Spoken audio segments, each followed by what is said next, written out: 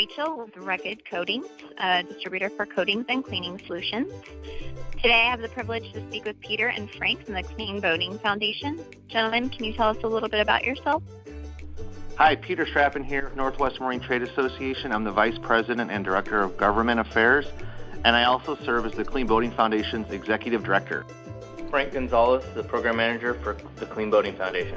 I really appreciate your time and expertise and your desire to help educate our local boating community. Today, I'd like to discuss the phasing out of copper paint for recreational boat hulls. There's some big changes coming, and I actually have quite a few questions, so I'm just going to dive right in. Who and what is behind the law? Hi, this is Peter here. I'll take that question. The Northwest Marine Trade Association, which is the group that I work for, brought forward this idea to the legislature in 2011, and we succeeded in passing Senate Bill 5436 in our first year's attempt. So boaters are environmentalists, first and foremost. The second part is that we know from scientific studies that have been peer-reviewed and vetted that copper and juvenile salmon do not get along. What happens is the copper interfaces with the salmon, the fight-or-flight instinct, and salmon will lose that ability to flee from a predator due to the copper interfacing with its sense of smell. And what's behind the law is the fact that boatyards have to comply with the nation's toughest boatyard permit, and when boats are out of the water, they have a benchmark of the amount of copper that's allowed to come off their property, and it's just a minuscule amount that can come off their property, like 50 parts per billion. That's a tough challenge for boatyards, and the fact that there's copper in copper bottom paint, we wanted a path forward that would give them some relief, and we thought this was an approach that would make sense for them and for boaters and for the environment. Why do we need this law, and why does it only affect recreational boaters? Well, the Northwest Marine Trade Association, we represent the recreational boating businesses. We stay away from commercial and military boating issues. The boatyard permit applies to recreational boatyards, and we just saw this as a way for boatyards to now have an ability to comply with this boatyard permit that comes from our state's Department of Ecology. Why should boat owners eventually replace copper bottom paint? Ideally, you would want to take it off. One, that'll make the new paint stick better. It's good to have a good substrate. Also, copper is heavy. You put all that copper on your boat, and reducing the weight on the boat helps with fuel economy and all of that. The one exception to that would be a wood boat. At this point, it's important to leave the last layer of copper paint on the bottom of a wood boat. What alternatives to copper bottom paint are out there? So there are a number of alternatives out there. Echinea is a pharmaceutical grade biocide. A lot of the non-copper alternative paints have that.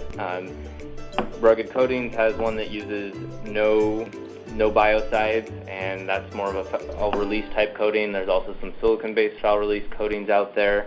And then there are some active anti-foulants out there in terms of using ultrasonic or similar waves to deter creatures from attaching to the boat. Those are usually used in conjunction with some sort of bottom paint.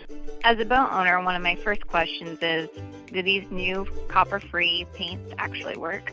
Yes, they work, though they do work different. So most of these paints work just as well, if not better, on hard growth. We are seeing a little bit of difference in the way they work on soft growth. So traditionally, people expect to see maybe nothing on their boat after a long time when they are using these high copper paints.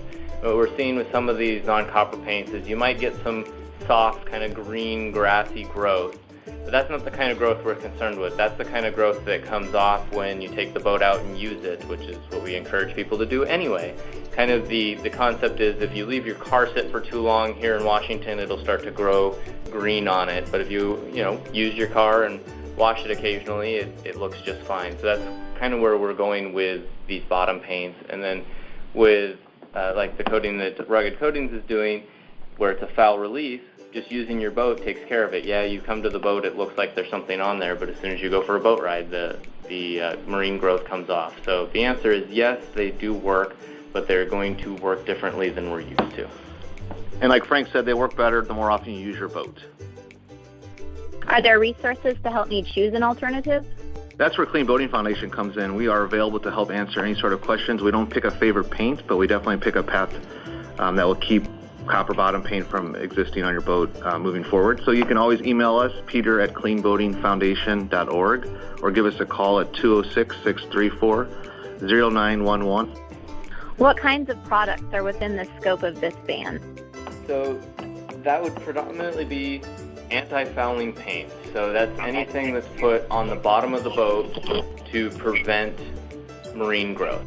Are other kinds of vessels and other areas of boats affected by this ban? Yes and no would be the answer to that. Yes, in that other parts of the boat, if you're painting the strut or the rudder with paint, a lot of times copper bottom paint was used, and that won't be allowed anymore.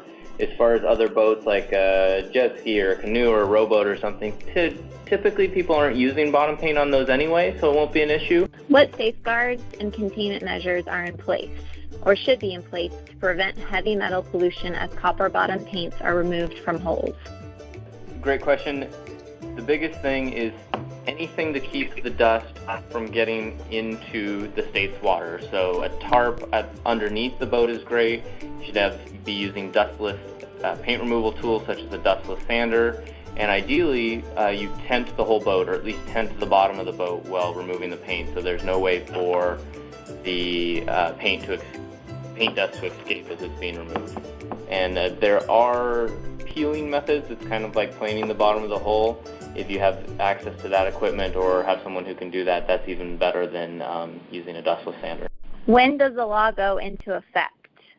There's a couple different phase-in parts to this law. The first phase-in is in 2018, and that applies to new boats in our state, in the state of Washington, and that's for boats up to 65 feet.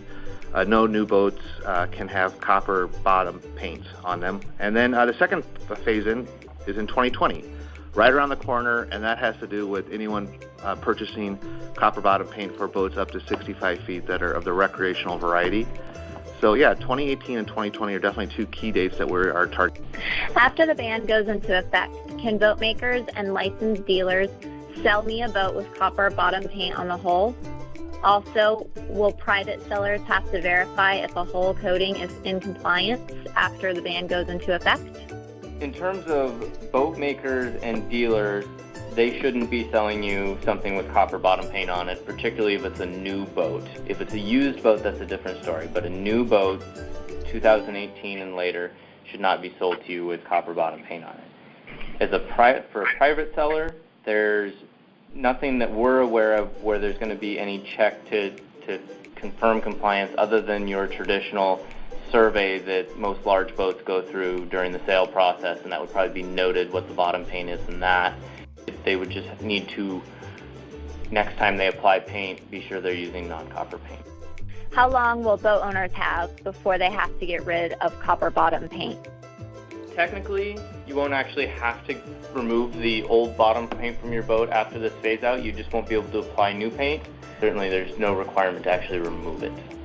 If Washington shipyards and service centers stop selling copper bottom paint, can I buy some out of state and have it applied by a Washington shipyard? The short answer is no. What changes can I expect if I don't change my hull paint? Will I be barred from Washington marinas or waters? Yeah, really, no, you won't be barred by any stretch of the imagination from marinas. And then, like Frank said, it's not illegal to have copper bottom paint on your boats. It's just that when you go in to get it repaired or repainted, that it's not going to be an option to have copper bottom paint. That's all the questions that I have.